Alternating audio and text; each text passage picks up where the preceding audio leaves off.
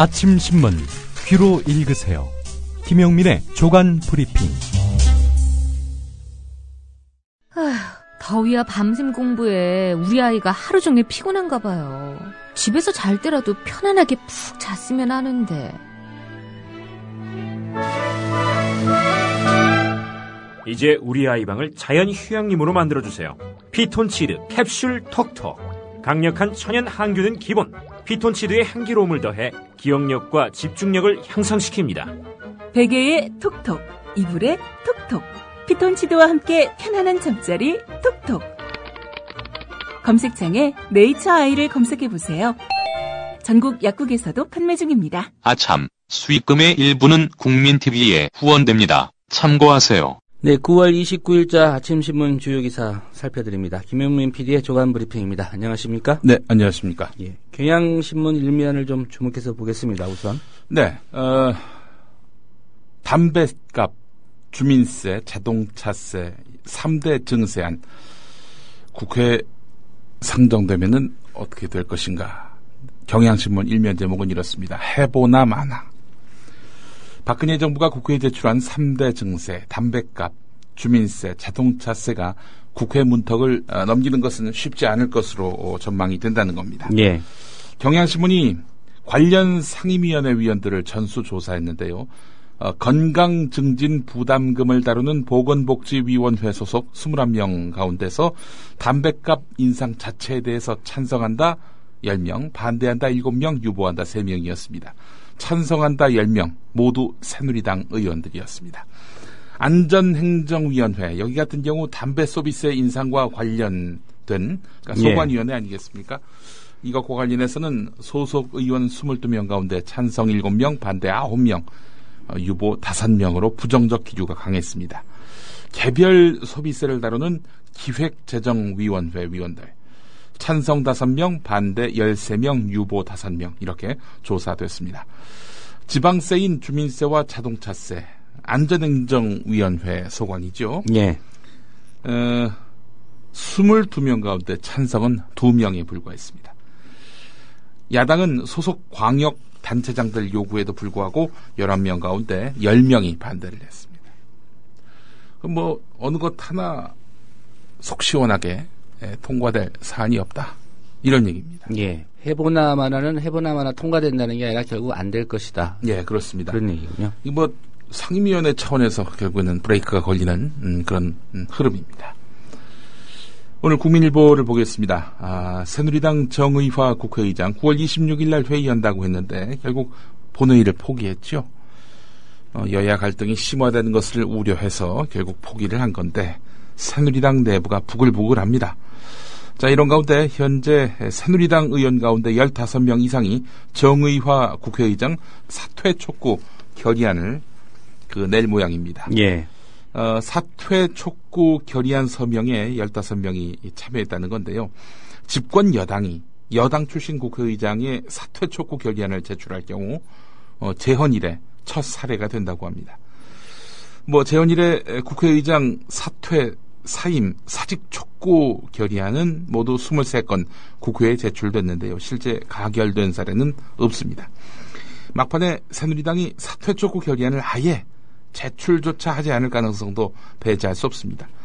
이 정의화 의장이 친정당인 여당으로부터 사퇴를 촉구받는 모양새나 또 그런 자기 당 의원을 국회의장으로 이렇게 세워놓고 나가라고 하는 모양새나 어쨌든 새누리당으로서는 부담이 된다는 겁니다. 예. 이제 국회의장에 선출이 되면 이제 당적은 포기하게 되는데요. 네, 자동적으로. 예. 그렇죠. 국회법에 따라서요. 예. 아시다시피 이제 정의화 국회의장 같은 경우 의장 임기 끝나면 다음 선거하지 않습니까? 예. 예. 그래서 글쎄요, 새누리당 눈치를 볼지 안 볼지는 모르겠습니다. 근데 이제 친이계로 알려져 있잖아요.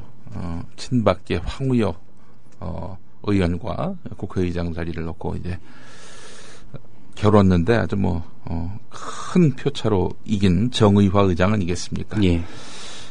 이제 정권 마무리 1년 앞두고 총선이 있는데 그때 지금의 일을 기억해서 정의화 의장에게 공천을 안 준다. 참 그것도 역시 선택하기 쉽지 않은 카드입니다. 한국일보 12면을 보겠습니다. 서북청년단 재건을 새기고 세월호 추모 리본 철거를 시도한 일군이 있었습니다. 한국일보는 이를 두고 극우단체의 집단행동이 도를 넘고 있다 이렇게 지적하고 있는데요. 예. 가족을 잃고 시름에 빠진 세월호 참사 유가족 앞에서 폭식 투쟁을 하고 시체 장사를 하느냐 이런 폭언을 한 것도 모자라서 희생자를 추모하는 리본 철거까지 나선 겁니다. 시체 장사를 하느냐 이런 폭언을 한 사람이 누구냐, 바로 송만기 새누리당 소속의 경기도 양평군 의원입니다. 송만기 의원이 어떤 사람인지 잠시 후 뉴스의 재구성에서 만나보실 수 있을 텐데요. 자, 이번 리본 철거에 앞장선 단체는 서북청년단 재건준비위원회입니다. 이자들이 서북청년단이 뭐 했던 단체인지 알고나 이렇게 이름을 갖다 붙인 건지 예. 의문을 갖지 않을 수가 없는데요. 1940년대 반공폭력 조직을 재건하겠다는 것입니다. 한마디로 얘기해서 이들은요. 1946년 미 군정 당시 북한에서 월남한 청년들이 주축이 돼서 서울에서 조직한 반공주의 청년단체가 바로 서북청년회입니다. 나중에는 서북청년단으로 또 불리기도 했는데 이 사람들은 좌파 요인에 대해서 물리적 테러를 자행했습니다. 또 제주 4.3 항쟁 당시에는 시민 약탈과 탄압에 앞장섰던 폭력배입니다. 한마디로 얘기해서. 예. 조직 폭력배죠. 서북청년단 재건위 대변인이 정함철 씨라는 사람인데 이 사람이 당시와 똑같이 폭력적으로 행동하자는 것이 아니라 상황에 맞게 활동 방향을 이어나갈 것이다 이렇게 말을 했지만 전문가들은 과연 그럴까 이렇게 의문을 달고 있다는 겁니다. 정함철 씨가 또 누구냐? 예전에 제가 부디 XX 하세요. 예. 라고 제가 말을 했다고 고소한 사람입니다. 반가운 사람입니다. 예. 모처럼 뉴스에서 만나는군요. 지난 지방선거 때 출마했다가 후보 중에 꼴등으로 낙선을 한 그런 정함철 씨입니다. 예. 이 서북청년단의 서북이 이제 북쪽의 그 서북 지역을 얘기하는 거죠? 그렇죠. 예. 평안도 지역을 말하는 겁니다. 예. 이와 관련해서 전문가들은 세월호 문제를 풀어가는 과정에서 정부에 반대하는 세력을 종북으로 몰고 대화보다는 폭력적으로 대응하지 않을까 우려하고 있습니다. 후지 다케시 이 성균관대 동아시아 연구원 연구실장은 세월호 유가족들을 때려잡아야 할 빨갱이로 규정하고 반공 프레임을 노고로 할 것이다 이렇게 분석했고요. 김민철 민족문제연구소 연구원은 폭력적인 극우 반공 조직의 명칭을 사용하는 것 자체로 자신들을 반대하면은 폭력적인 방식으로 짓밟겠다는 경고라고 분석했습니다. 예. 애초에 서북청년단이 이런 설명이 있군요. 네. 백과사를 보니까요. 예. 봉급 없는 경찰 보조 기능을 부여받았기 때문에 네. 자신들의 생활을 위하여 갈취와 약탈, 폭행을 무수히 진행하였다. 제주에서 그랬다는 겁니다. 예. 한국일보 또 보겠습니다. 그 도쿄에서 200km 떨어진 곳에서 화산이 폭발했습니다. 나가노현과 기후현 사이에 있는 온타케산인데 해발 3067m입니다. 자, 그런데 일본 기상청은 분화 직전까지 화산 활동을 파악하지 못하고 경계 수준을 전체 5단계 가운데 가장 낮은 수준으로 유지해서 인명피해를 불렀다는 지적을 지금 듣고 있습니다. 도쿄에서 서쪽으로 200km 떨어진 지역인데 사실 아무 경계 징후가 없었으니 경계심을 늦추고 가을 등산객들이 이 산을 택하지 않았겠습니까? 예. 30명 이상이 숨지는 참사, 그 비극의 주인공들이 됐습니다. 사실 분화 10여 분 전까지도 조짐이 전혀 없어서 입산이 허용된 터인데요. 이 때문에 몰려든 등산객들은 분화 직후 혼비백산에서 화산재에 묻혔다가 빠져나오면서 의식불명 상태에 빠지거나 골절을 당했다고 하고요.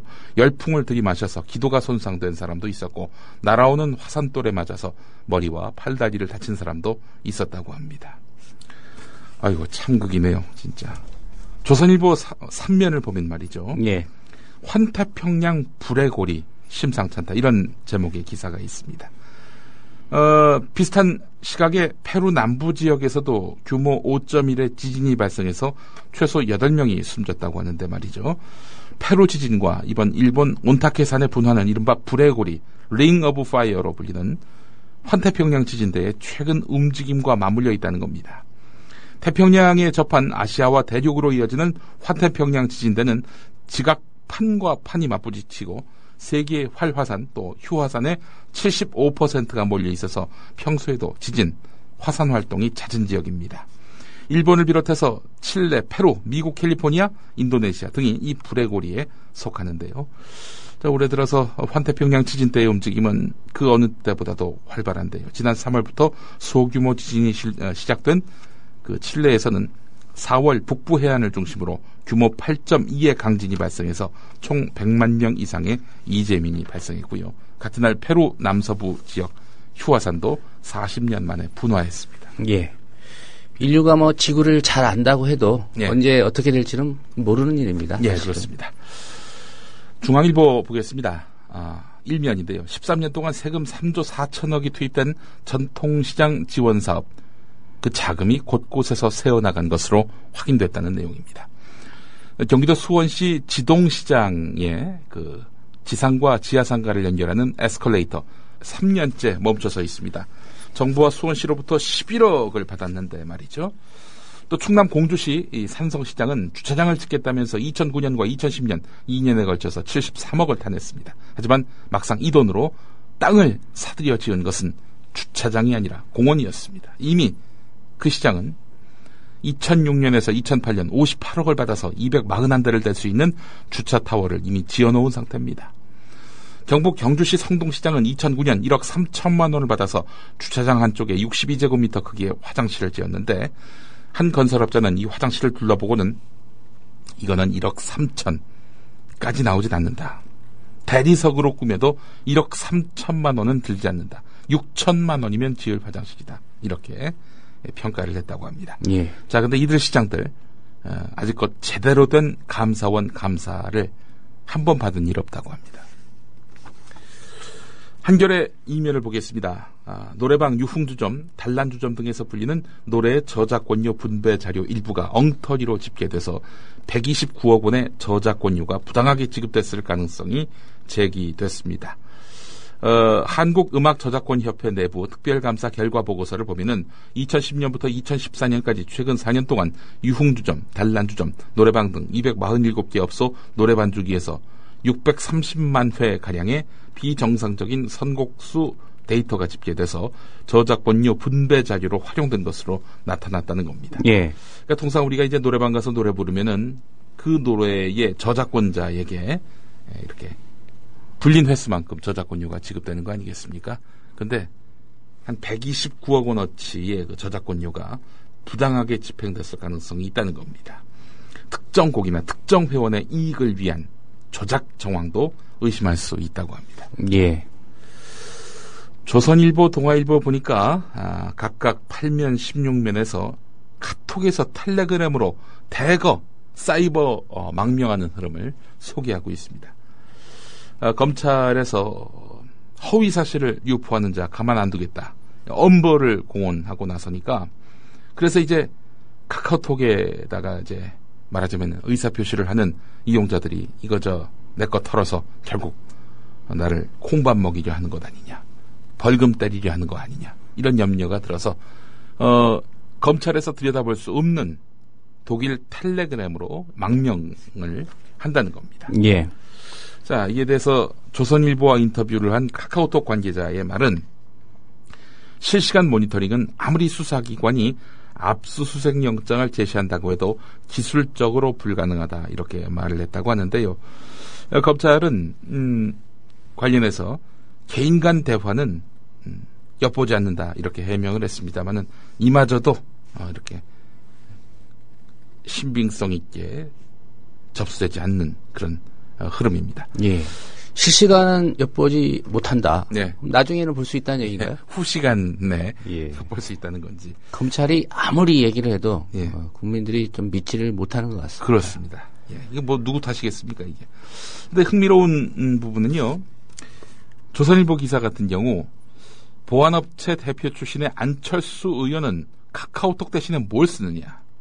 바이버를 쓴다고 합니다. 예. 예, 그런 내용이 조선일보에 있고요. 이건 이제 미국에 서버 두고 있는 미국계 업체죠. 그렇습니다. 그리고 동아일보를 보면은 그 일주일 새 그 텔레그램 이용자 수가 2만에서 25만 명으로 늘었다. 이런 내용이 또 있습니다. 예. 검찰이나 고위공직자들은 또 뭘 쓰는지 모르겠습니다. 예.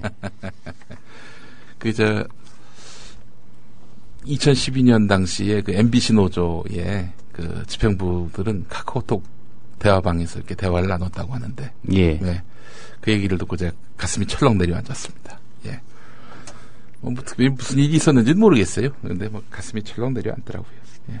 오늘 한겨레 칼럼 중에서 주목할 만한 내용이 있습니다. 박용현 탐사기획 에디터가 쓴 사법체계를 흔들어 정의를 세운 나라 2입니다.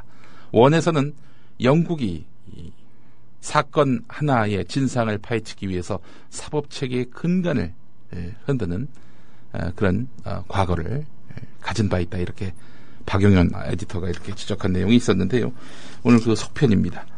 세월호 피로감이 지금 제기되고 있죠. 18살 흑인 청년 로런스가 인종차별주의자인 백인 불량배들에게 살해당한 것이 1993년 4월인데 사건을 둘러싼 진실을 밝히고 거기에서 교훈을 얻기 위한 노력은 21년이 지난 지금도 현재 진행형이다. 이런 영국 사례를 소개했습니다.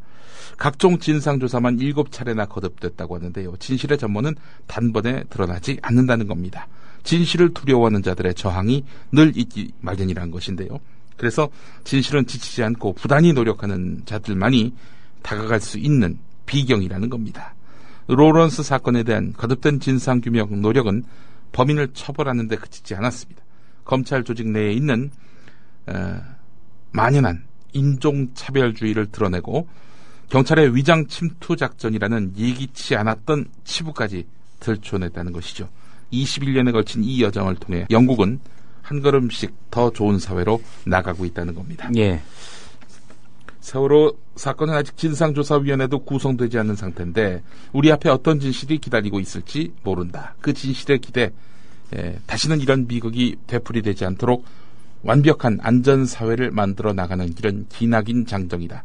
아이들이 구조됐더라면 성인이 되고 결혼을 하고 또 다른 아이를 낳았을 먼 미래로까지 그 길은 이어질 것이다. 아이들은 그 길에서 살아있을 것이다.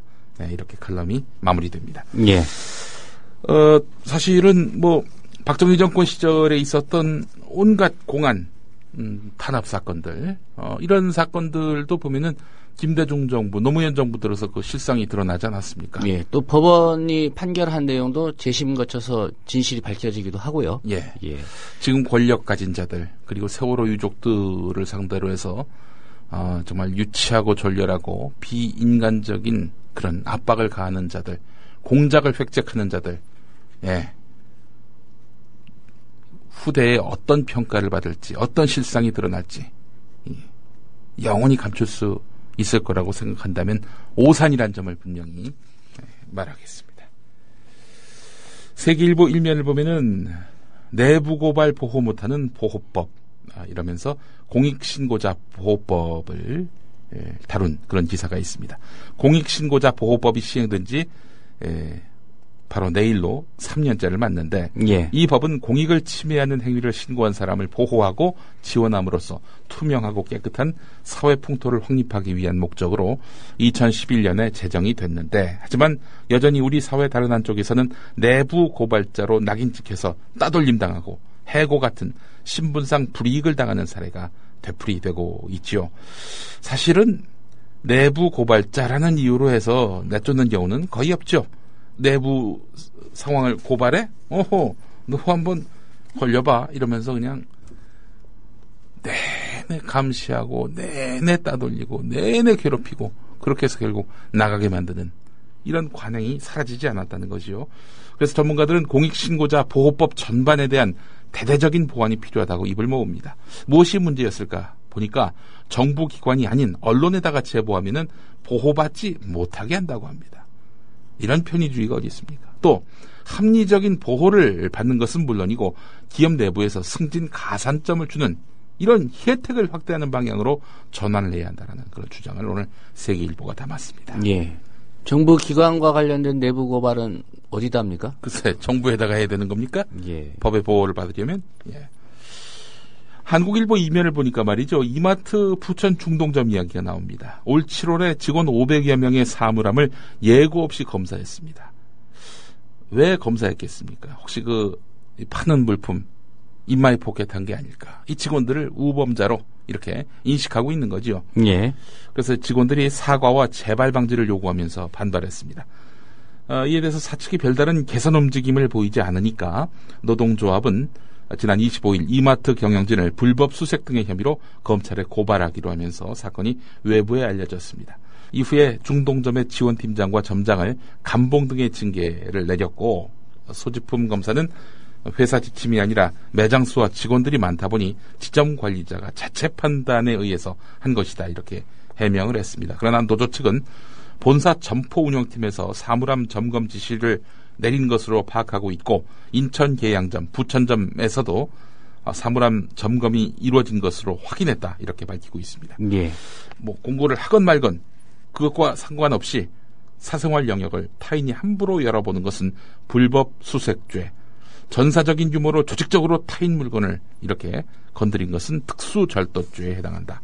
이렇게 민주사회를 위한 변호사 모임의 유하경 변호사는 밝혔습니다. 예, 영장 없이 수색하지 말라는 얘기는 헌법에도 있습니다. 예, 그렇습니다. 예, 여기도 변명은 개인적 일탈이라고 하는군요.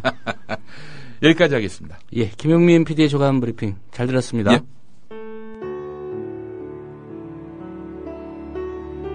경남 거창에 사는 조합원 백함나무님.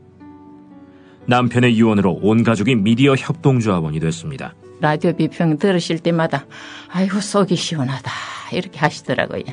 본인이 먼저 하셨고요, 가입을. 예, 그 뜻을 이제 알았기 때문에 손자, 손녀 6명까지 그렇게 이제 다 가입을 하게 됐지. 작고한 부부는 왜 국민TV 조합원 가입, 이것이 이 시대에 꼭 필요한 언론운동이라고 확신했을까요? 가슴 아픈 가족사가 있었습니다. 전에 민족일보 조용수 그분 그때부터 관심을 많이 가지시고 저 동아투이 그때 남편이 광고도 내고 또 한겨레 주주도 되시고 저희 시어른 되시는 분이 보도연맹에 억울한 죽음을 당하셨습니다. 중학교 때 아버지가 억울하게 그리고 옥살이 하실 때 그 도시락을 가지고 감옥에 가서 어느 날 갑자기 이제 총살 당했다는 그런 걸 안 겪었으면은 또 평범하게 살았을 수도 있는데.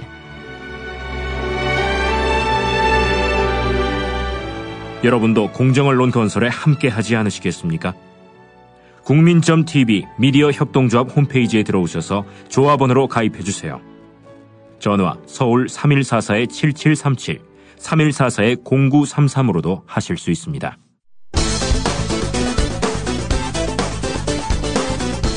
제가 헛소리 할 사람도 아니고 할 일 없어서 이 자리에 서서 여러분에게 마이크 든 사람도 분명 아닙니다. 송만기 새누리당 소속 양평군 의원. 세월호 유족에 대해서 돈을 안 줬다면 몰라도 10억이 넘는 엄청난 돈을 받은 자들이 이게 할 짓인가 이러면서 허위 사실에 근거해 유가족들을 비난하더니 세월호 유족은 엄청난 시체 장사꾼들이라고 비난. 그 송만기가 2012년 양평군 의원 재보선에 무소속 후보로 나서서 했던 연설. 송만기는 제도권에 들어가야 된다고 생각합니다. 이 송만기가 제도권에 들어가야 우리 부자 됩니다.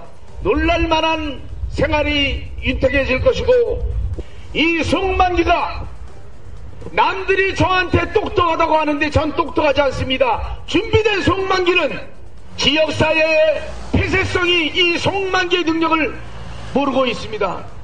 이번에 제가 군의원만 되어 보십시오. 양평이 변합니다. 우리 마트에 손님이 줄줄줄 꽉 찹니다. 이런 군의원을 꼭 뽑아주셔야 우리 부자 됩니다. 제가 헛소리 할 사람도 아니고. 과연 그런가? 2004년 3월 노무현 대통령 재임 당시 여러분, 고등학교도 안 나온 여자가 부모로서 자격이 있습니까? 앞에 영부인들은 다 이제 나왔어요. 이유 여사 이제. 어렸어 이제. 밑에서 누군가 권양숙 여사에 대해 여사하지 말라. 권양숙이 왜 여사인가? 이러는 사람이 있었으니. 뭐야? 아 여자 아니라고? 그래 맞아. 이래. 아이고. 맞아. 박수요. 제가 헛소리 할 사람도 아니고. 이번엔 2009년 9월 노무현, 김대중 두 전직 대통령 서거 직후 4대강 사업 찬성 집회에 나선 헛소리를 절대 안 하는 송만기. 송만기라는 가수 겸 방송인입니다. 안녕하세요. 반갑습니다. 22조 30조 얘기를 하는데 그분이 다 어디로 갑니까? 중국으로 갑니까? 일본으로 갑니까? 미국으로 갑니까? 어디로 갑니까? 우리 노동자들한테 가는 거예요. 이 지금 야권이나 이 좌파들은 무조건 이 돈이 왜 잘못 써진다고 생각을 하는 거예요. 우리 북한에 저 노무현이나 김대중처럼 저 도둑질해가지고 북한에 주는 거 아니에요? 그렇죠? 5천억을 어떻게 북한에 갖다 줘요? 여러분들이 잘 알아야 될 게 김대중이라는 나쁜 5천억이라는 돈을 북한에 줄 리가 없습니다. 500억을 줬으면 많이 준 거예요. 왜냐하면 저는 경영학 석사입니다. 저는 가수에서도 대학 나오고 대학원에서 경영학, 경제학 공부를 한 사람이고 육군 장교로 학사 장교로 전방에서 소리장을 했고 미국에서 한 10년 살고 세계를 30개 이상 다닌 사람이에요. 그러면 뭐 김대중이가 북한에 준 5천억이라는 돈은 북한과 우리의 경제적인 차이는 20배 차이, 화폐를 아주 많이 봐줘도 20배 정도 차이예요. 그거 북한에 줄 돈 줄 리가 없어요. 영수증도 없잖아요. 그럼 김대중이 죽었는데 무슨 게 국장입니까? 잘못된 거예요. 그렇죠? 이번엔 노무현 전 대통령을 겨냥하고는 그 노무현 같은 어떤 놈일까요? 노무현 어떤 놈이야? 아니 대통령까지 한 사람이 자살을 이건 우리 자식들한테 유생들한테 뭘 보여줍니까? 잘못된 거예요. 정말 잘하셔야 돼요. 제가 헛소리 할 사람도 아니고 남들이 저한테 똑똑하다고 하는데 송만기는 제도권에 들어가야 된다고 생각합니다. 이 송만기가 제도권에 들어가야 우리 부자 됩니다. 송만기는 결국 새누리당 후보로 양평군 의원이 되고 끝내 제도권에 들어가 있는데 이제 양평 군민은 부자 될 일만 남은 듯.